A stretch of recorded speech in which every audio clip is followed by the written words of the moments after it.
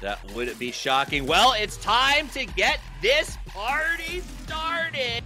The roof is opening. The event is going. It's powered by Zowie Toomey, Perrier, and of course Intel, and the voices, the majestic voices of Toby and the Sims. Thank you very much, Steve. Yes, indeed. Welcome one, welcome all. The penultimate weekend is now upon us. Sims and Toby to guide you through all the action, all the ups, all the downs, all the left, rights, and God knows what's going to happen this weekend because we have $300,000 on the line for first place. And potentially, just potentially, a small taster of things to come this time next week when the culmination of 2 months' hard work comes full circle. Toby, there's a lot to be said, but first of all, how are you feeling? Like, this is pretty exciting. Now we're coming to the end of the line. It's all cards on the table. I couldn't be more hyped for this. I could not be more hyped whatsoever. So much going down, so many storylines that we've had the pleasure of following all the way from week 1 up until now. And as I said, I mean, some teams that will come out guns blazing. Some might slow it down a little, just out of the respect of, as you said, so much money on the line over the course of these next 10 games. And also, we will get, I guess, to see if there will be one team that could go out here, have themselves a good game, and maybe win that final week without.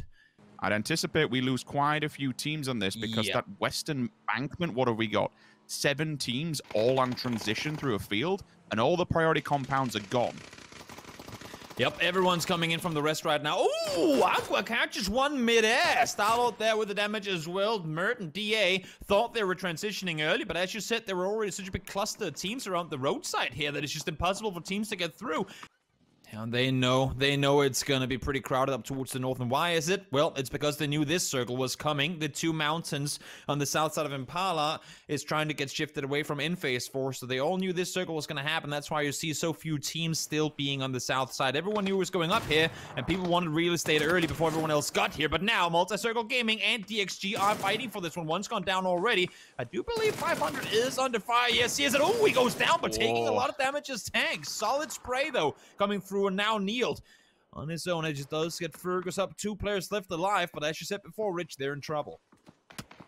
I like this from Na'Vi. So long as Gen.G doesn't slip in behind them, that's the only concern. They wouldn't have this information, and totally understandable why, but they want to clean out in front of them. If they have to eventually work their way from this compound, it has to be safe. So the job is now try and remove as many players as possible while it's a little bit quiet. While this circle's here, Fergus, explosion, the gas can clips him. He goes down. There's a second one there as well. Thank you very much. Bye-bye. The bombardment will continue. Besto, Orange, all the utility is being launched towards the side of Division X. They're the first team to fall here.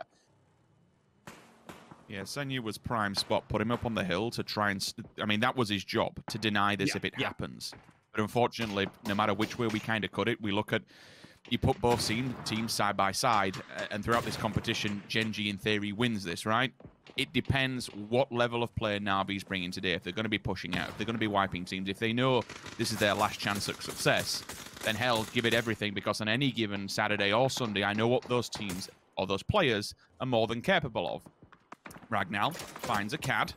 Good little start, but there is responses from the opposing side, and this time it comes from DA. Makes it a little bit easier on the side of metagaming. A Freak of Freaks have been picked apart, multiple angles, and everyone, all these fights, don't forget, these aren't inside the circle. The circle will force the movement. Everyone's going to begin to rush in the open, and unfortunately, bodies will begin to drop as everybody just looks onwards and finds free frags. Not only that, if you get knocked out here in the blue now, down you go. DA, they will fall in 15th, had a tough time rotating in, and it just weren't any space for them, really, to try and play around. This circle's being brutal to everyone in the open, and now we see here Oath, Patcap's last remaining player, trying to wrap forward. He has the entirety of Day Trade over here. Circle's about to move, and they should know that there's one nearby here. Nurance falls down, 1 kill comes through. A Freak of Freaks will eventually be aiming towards Soniqs and try and set the compound, so that could be the ghost symbol. Maybe when it comes to Day Trade, we'll find out. Have you parked the car too close? You have. Back it up a little bit, let the players inside, and now the saloon is pulled out of the circle. Now Petrichor Road and T1 have to work for their money. E36 directly in front of Metagaming, holding them back. They've hid inside the shack just to try and rally themselves up for now. Those shots in the distance that you can hear on screen, that's Daytrade running the gauntlet. Keep an eye on the kill feed, because I'm assuming they don't go too far. If they get 1 or 2 players forward, then congrats, well done. You've actually made it into the circle, which is rather unanticipated. Nope, denied. Every single team sees them. It was a gauntlet coming down to this one. But now the West is starting to open up, Toby. We've got 4 teams all trying to get inside and very little land to hold them. Yeah, the south side cluster's come to an end, and now the west is completely under fire. Starlord and T1 trying to wrap their way in. They have Petrichor now crossing on over, while Interforce 36 and to some extent Meta are trying to prevent all of this from happening. They're sitting just on the edge of the circle. They're trying to hold down, but that nade is going to be good. Unfortunately, no damage done to Silver. You can see Starlord does have the level 3 vest, but no helmet remaining. They're in the blue now, phase 5. It hurts like hell. You need to keep on wrapping forward. You need some of those nades to land. You need some flashes in. And for right now, Interforce 36 is still holding on. Low key, peeps up, finds Mamu. First one down, long to his left-hand side as well. Needs to deal with it. No, Gen.G go down 11. Starlord back onto Pure Boy as well. But now, danger from afar when it comes to Na'Vi. Getting involved in the fight onto Petrichor Road. They spot him in Saloon early on. Interforce is wiped out. T1 looking pretty strong, but they still have problems. You do have Metagaming just to their right-hand side. If they can dismantle them and keep this clean, which they do, Dangche gone, out to the blue, nothing they can do about that. Starlord and Adder left as a 2-man band to try and hold the crown here. They have to try and hit the tributary directly in front of them. Tab again has forced himself to go wide, and I'm totally fine with that. The problem is that MCG is down within a ditch. And I've really no line of sight into this unless he proper swings out. Never mind, speaking about swinging, Senya goes up, over, first body down. Summer feels the first full force even, as Senya then follows up as well. Orange going to be cycling utility through if they can get a second one, but there is a response, Toby. There is a big response. Such a smart play initially coming in from Na'Vi, but now they're taking casualties. They were outnumbered. Unfortunately for Multi-Circle Gaming, as you can see here at Tianba, they weren't really in a position over the hilltop to do a lot of damage in response. Orange is still alive as T1 falls in 8th. There are 2 reses theoretically possible, but that would require for Multi-Circle Gaming to hold back, and also Tianba pushing forward now in the meantime. Infantry, 1 down. Milt trying to do damage on his own. He does have Long alive with him as well, but he's currently going for the rest onto Mamu. So right now it's just Milt holding off infantry down below. Amber's coming in to try and see what they can do with this fight.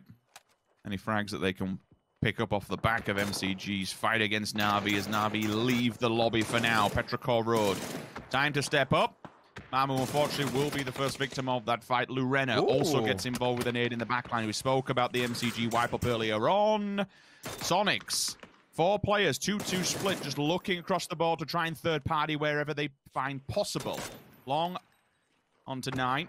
Dead, confirmed. Point in the bag. That's the side of Petrichor Road. Buliang just trying to do whatever he can. Maybe hold them back. Maybe even just find a Hail Mary and pick up a free knock. Has to be very, very aware that we do have Mime and Tickleton still just on the outskirts playing up against the edge. And then again, that's just to kind of deny any kind of wrap. VP, though, I'm quite surprised that Spyro and Batulans have survived and lasted this long, if I'm honest. The fights have been escalating on the edge of the circle, and they've been able to sit tight in the middle. Minx weren't going to allow that to happen, Bowling. You've been seen, you've been spotted, and down you go in 6th place. Now, 5th place, sorry. 4 teams left alive. Long down as well. I'm loving how Tiamba spreads this one out. They have so much good playing when it comes to Miramar. They have incredible games here before, and now they're just starting to find kills all over the place. 6 already. They want to get more. I'm loving how Soniqs are playing the south side of this circle, though. They're splitting 2-2 to take full control, and now, let's see Batulans. Did they miss one running over the hilltop? That could be crucial. Could, and Batulans has just received a headshot also himself and was forced to go into recuperation mode. Spyro on the back lines. Just trying here to maybe keep a track of what Soniqs does. 2 versus 1. Spray transfer. It misses. There's a valiant attempt. Lin Shun instantly puts him dead to rights, and now Soniqs is slowly but surely encroaching on their position. Tiamba, they do kind of have Soniqs around a little bit if M200 can find an angle.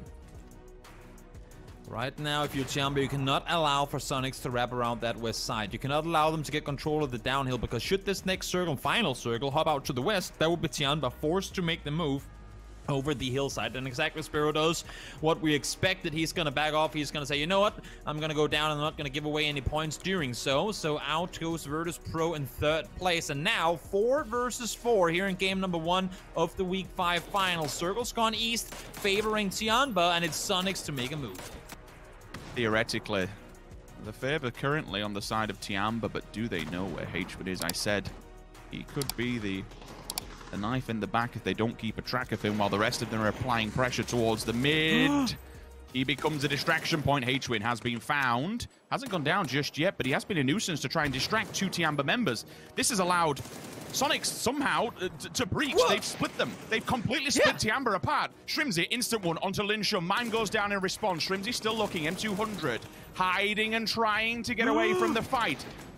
I'm going to be honest, this has been a shock tactic. They did not anticipate this whatsoever. They've been completely split by focusing on H-Win down low. Soniqs have just dismantled Tiamba, and it comes down to Lorena. In a 1 versus 3, what really can you do? North America is stepping up to the plate. This is game 1. Yes, there's still players in the bag and still possibilities of a 3 versus 1, but surely they should shut this down, and they do. North America. All my life I want money and power, respect my mind, or die from last shot. I pray my dick get big as the Apple Tower, so I can fuck the world for 72 hours. Goddamn, I feel amazing. Damn, I'm in the matrix. My mind is living on cloud 9, and this 9 is never on vacation.